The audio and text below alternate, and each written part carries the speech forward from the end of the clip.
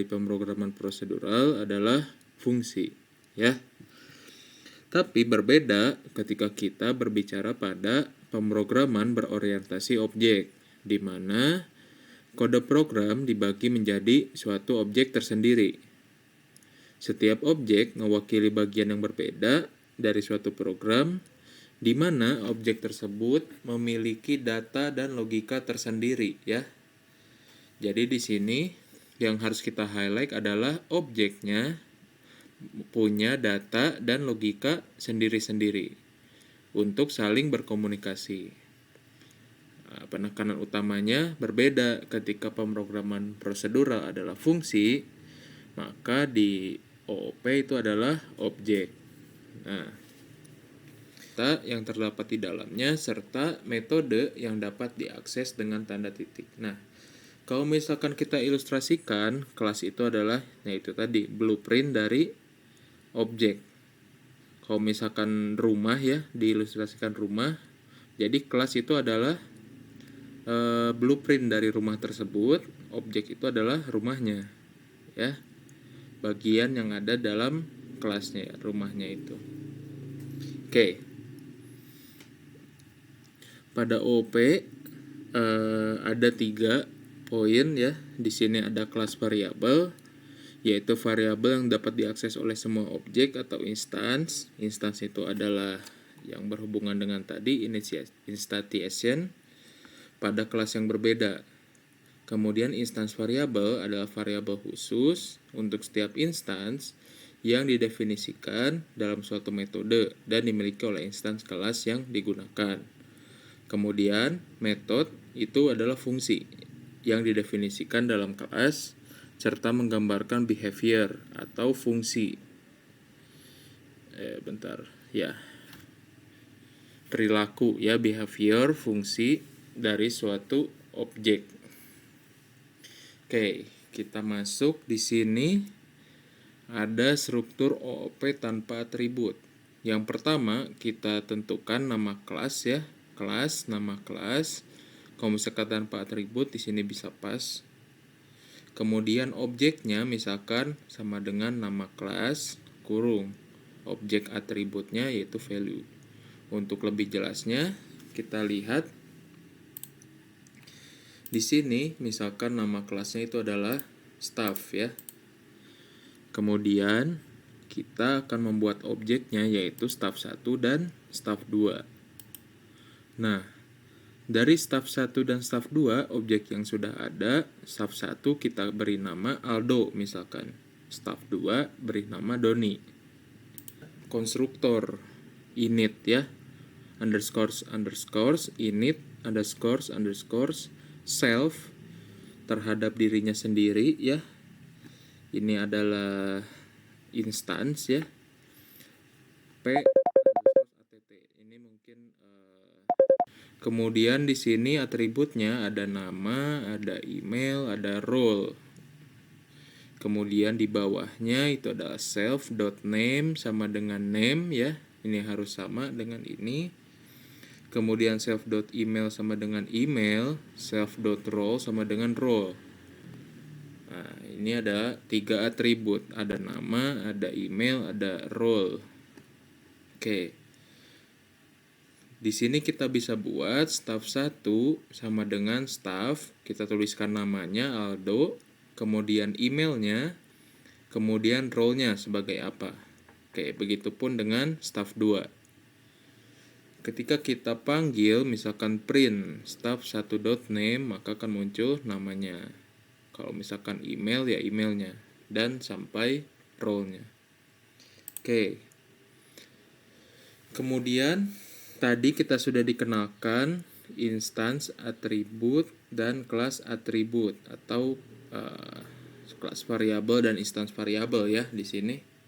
Oke, yang mana yang kelas variabel, yang mana yang instance variabel?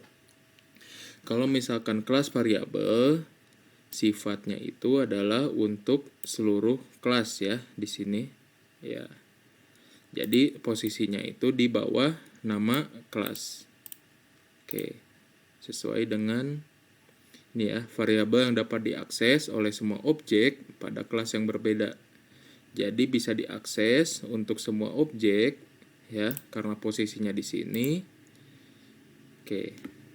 Pada kelas yang berbeda atau atribut instance yang berbeda. Oke, di sini untuk instance variabel ya tadi yang kita buat ya. Karena berlaku untuk semua objek, berarti bukan self, tapi nama kelasnya di sini. Staff.total misalkan ya. Nah, total ini berarti kita akan membuat misalkan berapa banyak staff yang kita punya di sini ya. Oke. Misalkan di bawahnya ada perintah print membuat staff dengan nama plus name. Berarti nanti akan dimunculkan namanya. Oke, misalkan kita buat nih staff 1 seperti yang tadi, Aldo, ada emailnya, ada role-nya. Kemudian kita print staff total 1, berarti kita merekam membuat staff dengan nama Aldo 1 ya. Karena ini bergerak ya dari 0, kemudian ini plus 1 ya. Dijumlahkan sebanyak 1. Kemudian kita buat staff lagi. Kemudian kita atau perilaku behavior dari sebuah kelas. Misalkan di sini bentar.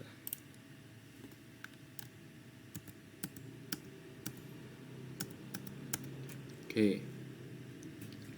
Misalkan di sini kita tambahkan metode staff underscore name self ya. Kemudian isinya adalah print nama staff titik 2 plus self.name. Oke, berarti kita bisa lihat untuk staff 1. Oke, di sini kemudian dev info self. Oh, ini belum di run ya. Oke, kemudian kita buat metode yang kedua, info ya, fungsi info self return format. Ini F itu ada format, self name strip self email strip self role. Nah, berarti kita coba panggil keduanya ya.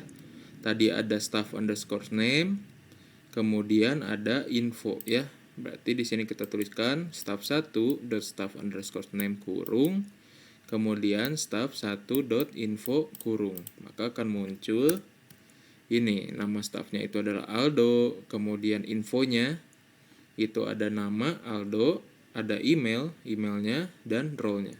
Oke.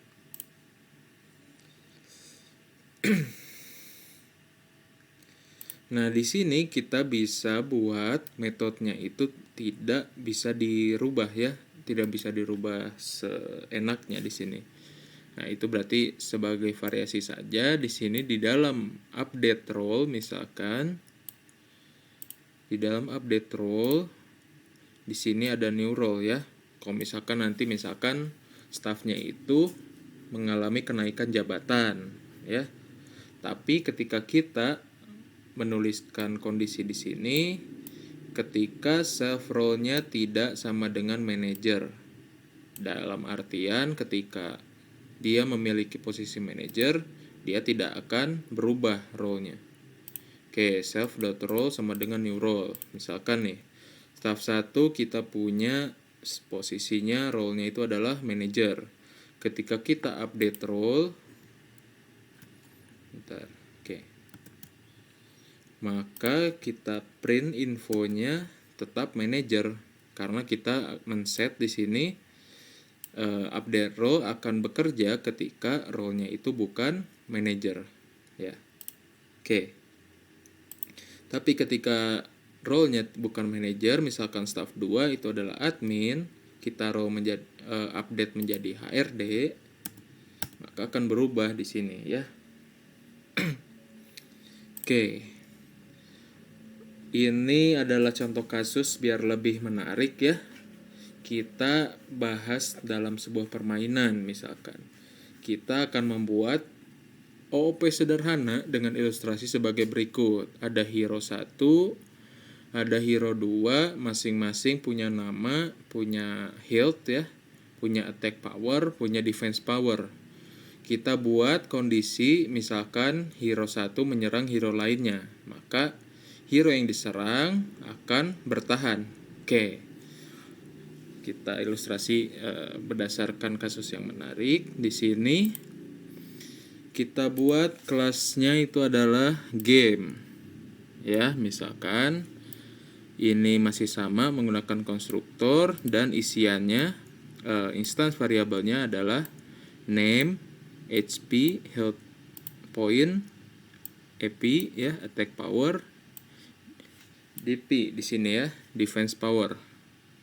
Oke, di sini self.name, self.ap, self.ap, self.dp ya. Kita buat metodenya, yaitu ada attack, posisi menyerang, dan defense, posisi bertahan ya. Kemudian isinya adalah self, kemudian ada enemy. Nah, masing-masing. Oke, pas attack kita print self.name berarti nama dari hero-nya plus attack on, ini kalimat enemy name. Nah, kemudian enemy.defense berarti ini berhubungan dengan yang fungsi di bawahnya ya. Enemy defense self. Oke, kita masuk ke fungsi defense-nya. Defense self enemy. Print self name berarti nama hero yang diserangnya, attacked by enemy name. Oke, misalkan di sini saya punya, saya run dulu. Misalkan saya punya hero 1, namanya itu adalah Gaussian. Ini adalah darahnya, kemudian attack powernya, kemudian defense powernya ya. Di sini, bentar, oke.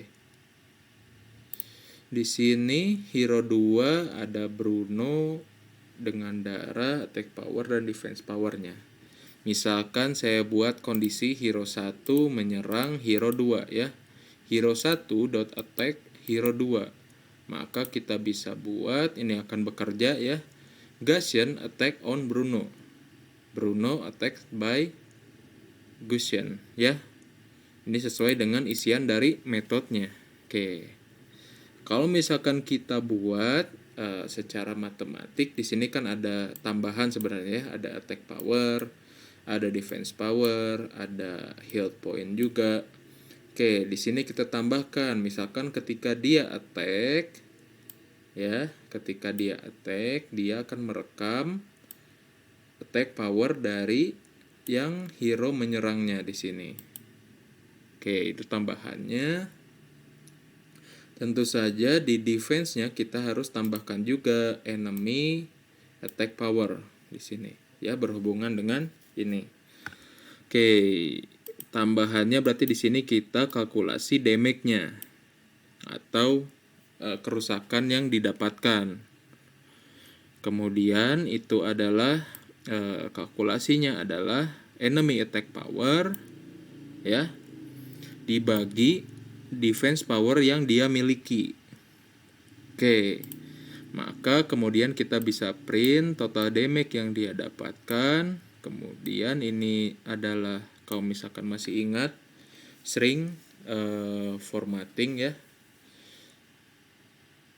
Oke, di sini float berarti kita akan hasilnya adalah 2 desimal di sini ya. Oke, dia akan merekam hasil perhitungan damage-nya di sini. Nah, kemudian selanjutnya tentu saja ketika ada kerusakan yang terjadi, health point-nya atau darahnya akan berkurang dari damage-nya. Bisa kita tuliskan self.hp ya, kurang sama dengan damage. Nah, maka kita bisa print hero tersebut, self name, darahnya itu adalah hasil pengurangan dari damage. Oke. Oh, ini belum di run ya. Sebentar. Oke, dengan hero 1 hero 2 yang sama, di sini saya buat kondisi hero 1 attack hero 2 ya. Oke, yang sebelumnya di print ini ya kondisinya. Total damage kita lihat Damage-nya itu ternyata 4,41 hasil dari perhitungan ini ya. Kemudian hero 2 punya darahnya dikurangin dari damage-nya ya di sini. Nah, kita lihat awalnya 2522 berkurang dikurangin 4,41 hasilnya 2517,59. Nah, berarti kemudian ternyata kejadian selanjutnya hero 2 yang menyerang. Hero 1 lagi menyerang. Nah, ini akan terus berlanjut ya sesuai dengan kondisinya. Nah, yang tadi kan hero 2 itu sudah diserang sebelumnya. Maka ketika diserang lagi itu yang terekam dari darahnya itu yang terakhir ya 2517 menjadi 2513 di sini. Oke, menarik ya di sini konsep utama di Python ya. Yang pertama enkapsulasi, yaitu menyembunyikan sebagian detail yang dimiliki oleh sebuah objek terhadap objek-objek lainnya. Yang kedua inheritance, menurunkan serangkaian fungsi-fungsi yang dimiliki oleh sebuah objek ke sebuah objek baru tanpa mengubah makna dari objek acuan yang digunakan. Yang ketiga polymorphism, itu adalah konsep untuk menggunakan fungsi-fungsi dengan nama atau tujuan yang sama dengan cara yang berbeda. Oke, kita bahas dulu yang pertama. Enkapsulasi adalah berarti bisa diakses secara langsung menuliskan nama dari atribut atau fungsi. Nah, dapat diakses di luar scope sebuah kelas. Tapi ketika kita private ya, tandanya itu ada double underscores sebelum menuliskan nama dari atributnya, maka hanya dapat diakses di dalam scope sebuah kelas. Oke, lebih jelasnya kita dari contoh, misalkan dari yang game tadi kita buat double underscore sebelum atributnya ya di sini. Oke, ketika kita punya hero 1 yang tadi Gaussian ya, kita print hero 1 dot underscore name, maka di sini akan error karena kita sudah menyembunyikan si atributnya. Nah, ini berguna ketika kita rubah seenaknya di sini. Oke, bagaimana cara kita untuk mendapatkan namanya? Karena di sini kita tidak bisa memanggilnya. Maka kita bisa buat dengan getter di sini. Oke, getter berarti adalah mengambil variabel. Oke. Ini saya gabungkan di sini aja ya. Ada getter, ada setter. Getter mengambil variabel, setter men-setting variabel. Oke. Di sini kita lihat sebentar. Di sini kita lihat ada tambahan di metodenya itu adalah get name. Return self dot underscores name. Berarti kita akan mengambil atau menampilkan, mengembalikan dari value dari underscores name ya. Kemudian ada get health point, misalkan ya, kalau misalkan tadi kita berbicara serang atau diserang ya, di sini kita juga bisa panggil health point-nya. Kemudian untuk setting ya, misalkan kita setting untuk diserang ya, attack self power. Nanti teman-teman bisa lihat di internet ya lebih jauhnya. Oke. Selanjutnya kita masuk yang kedua, inheritance, yang dilakukan untuk mendefinisikan sebuah kelas baru berdasarkan kelas yang sebelumnya yang telah dideklarasikan. Oke, di sini kita lihat sebuah kelas baru tersebut memiliki atribut dan fungsi pada kelas yang sebelumnya yang telah didefinisikan. Atribut fungsi tersebut diwariskan. Yang diwariskan hanyalah atribut atau fungsi dengan akses publik ya. Masih nyambung ke yang tadi. Oke, yang publik saja yang bisa diwariskan. Nah, di sini ada dua istilah. Ada parent class, ada child class. Parent itu adalah yang diwarisi, child adalah yang mewarisi. Ya ini mah sifatnya konteksnya kayak orang tua dan anak aja ya di dunia nyata. Oke, kita masuk ke contohnya. Misalkan di sini dari staff ya, kelas staff yang kita buat di sini ada tambahan variabel kelasnya insentif, misalkan insentifnya ada 150.000. Nah, di sini kita sedikit modifikasi, atributnya itu adalah nama, ada usia, ada gaji ya. Kemudian di sini kita set additional salary ya untuk nanti kondisi-kondisi tambahan untuk gajinya. Kita set 0 dulu karena nanti akan dijumlahkan di bawahnya. Oke. Fungsinya atau metodenya di sini ada overtime, ada project, ada total. Overtime itu adalah kita set untuk insentif ya. Ketika dia bekerja lembur misalkan ya, maka nanti additional salary-nya akan berjumlah sebanyak tambahan di luar punya proyek ya. Kita bisa buat di sini self, project income. Misalkan di sini project income ya. Berarti di sini kita harus menuliskan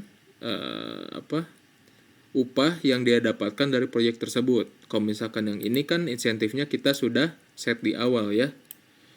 Maka dia akan otomatis di sini bernilai 150.000. Mungkin itu kondisi dari perusahaannya seperti itu ya.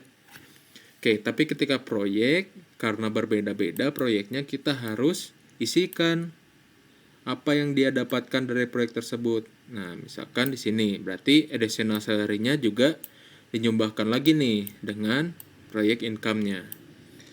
Kemudian kita bisa tuliskan totalnya karena kita punya salary dan additional salary, maka kita jumlahkan self salary-nya dengan self additional salary-nya.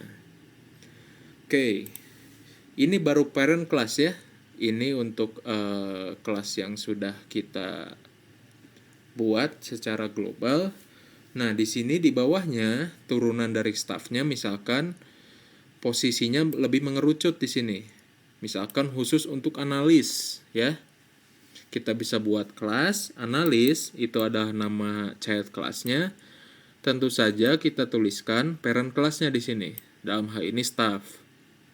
Oke, kita bisa buat child class-nya itu menggunakan masih sama. Di sini ada constructor self, name, age, salary. Self-nya untuk diri sendiri ya, untuk objeknya. Nah, yang kita lihat atributnya sama ya, name, age, dan salary. Tapi di bawahnya kita buat super kurung. Artinya kita akan diwariskan, analisnya ini diwariskan instance variabel ya yang ada di kelas parent kelasnya di sini. Oke, ini super itu berarti kita